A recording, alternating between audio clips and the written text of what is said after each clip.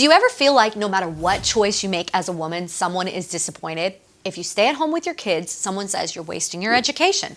If you pursue a career, someone says you're neglecting your family. If you're ambitious, you're too much. If you're not ambitious enough, you're not living up to your full potential.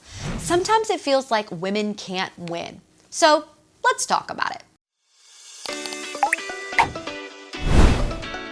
Hey friends, my name is Daira and welcome to the conversation of faith, relationships, and everything in between. So grab your coffee and let's begin. So a while back, someone asked me a question that kind of caught me off guard. They said, now that you're a mom, don't you feel guilty about being a minister? Shouldn't your ministry be to your child? Now, let's be honest, it wasn't really a question. It was a backhanded way of telling me what they thought I should be doing. What was interesting is that I didn't feel guilty. Not because I think motherhood is unimportant. Motherhood is one of the most important callings in my life. But I had already spent time praying about what God was asking me to do in this next season, and I had already answered that question.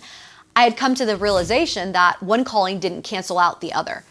Becoming a mom didn't suddenly erase every gift or passion or opportunity that God had entrusted to me. It simply added a new, beautiful responsibility to my life. And maybe you've experienced something similar. Maybe someone questioned your career or maybe your decision to stay at home. Maybe someone questioned your education, your leadership, your business, or your ministry. You know, everyone seems to have an opinion about what a woman should be doing. And if you've ever felt pulled between the expectations of others and the calling of God, type joy in the comments below, and I'd love to send you a free PDF of my book, Honest to Goodness Joy. And if you're new here, don't forget to subscribe. Every single week we have conversations about faith, relationships, purpose, and how to find God in the real world.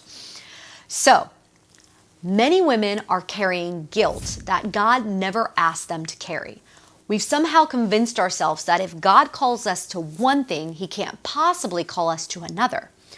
But when I look at Scripture, that is actually not what I see. I see women faithfully serving God in a variety of ways, in a variety of seasons and responsibilities. The question was never whether they looked exactly alike. The question was whether they were faithful. One of the most misunderstood women in the Bible is the Proverbs 31 woman. When most people think about her, they picture a woman who took care of her family, cooked meals, managed the household, and she absolutely did those things. But that is not the whole picture. The Proverbs 31 woman also bought land, she planted a vineyard, she managed resources, she generated income, she conducted business, she was active in the marketplace. The Proverbs 31 woman essentially rocked both an apron and a blazer. In other words, she wasn't celebrated because she fit into someone's narrow category of womanhood. She was celebrated because she was faithful. She used what God had given her to benefit others, and that made her remarkable. And I think there are three things every woman needs to remember when it comes to their calling.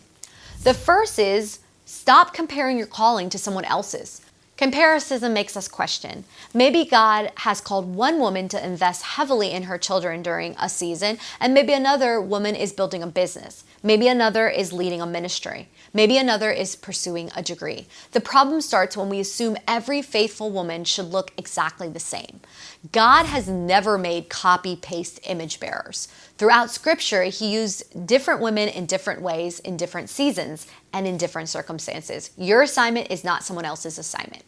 And your faithfulness should not be measured against their calling.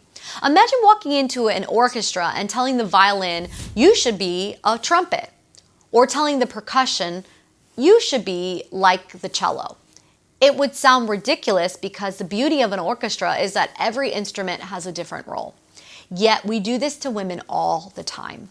We assume every faithful woman should have the same assignment and look the same, with the same gifts in the same season. But God has never worked that way.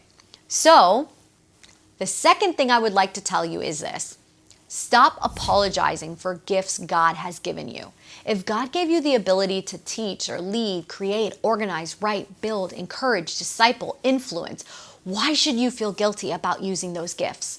I've met so many women who spend more time apologizing for their strengths than developing them. They're afraid they seem too ambitious or driven or too much. But the gifts God gives us are not accidents. They're opportunities to glorify Him. The goal isn't to hide your gifts. The goal is to surrender them to God and use them wisely, because buried gifts don't glorify God. Faithful use of your gift does. Third, consider this. Focus on faithfulness, not stereotypes. This one changed everything for me. For years, I found myself measuring my life against expectations I never agreed to. What should a Christian woman do? What should a Christian mother do? What should a godly woman prioritize? Eventually, I realized I was asking the wrong question. The question isn't whether my life looks like someone else's. The question is whether I'm being faithful with what God has entrusted me with. Faithfulness looks different for every single person, and it looks different in different seasons. That may be why you focus on ministry or leadership or business or education in different times of your life. Neither season is more spiritual than the other. The goal is not to fit a stereotype. The goal is to be faithful to what God has given you. One of my favorite examples in the Bible is Lydia. She's found in the book of Acts. And Lydia was a successful businesswoman who sold purple cloth, one of the most valuable luxury goods of that time. God didn't ask Lydia to stop being who she was. He used her. Her business, her platform, her ministry. Her home became a gathering place for believers. Her influence became a tool for the kingdom. I love that because it reminds us that God often works through our gifts and our experiences and the opportunities rather than in spite of them. The reality is there will always be people with opinions about how you should live your life. Some will think you're doing too much. Others will think you're not doing enough. If you spend your life chasing everyone's approval, you'll never, ever catch it. But if you spend your life pursuing faithfulness, you'll discover something much more valuable: peace. God doesn't call every woman to the same assignment. He calls every woman to faithfulness. And maybe that's the freedom someone needs to hear today. You don't have to become someone else. You don't have to fit someone else's mold. You don't have to apologize for the gifts that God gave you. You simply need to be faithful to what He's placed inside of you for this season. And before you go, I'd love to hear from you. Have you ever felt the tension between what others expect from you and what God is actually calling you to do? Let me know in the comments. And if this conversation helped you, type joy below and I'll send you a free PDF of my book, Honest to Goodness Joy. I read all your comments and pray for you, so I'm grateful that you're here. Until next time, God bless you.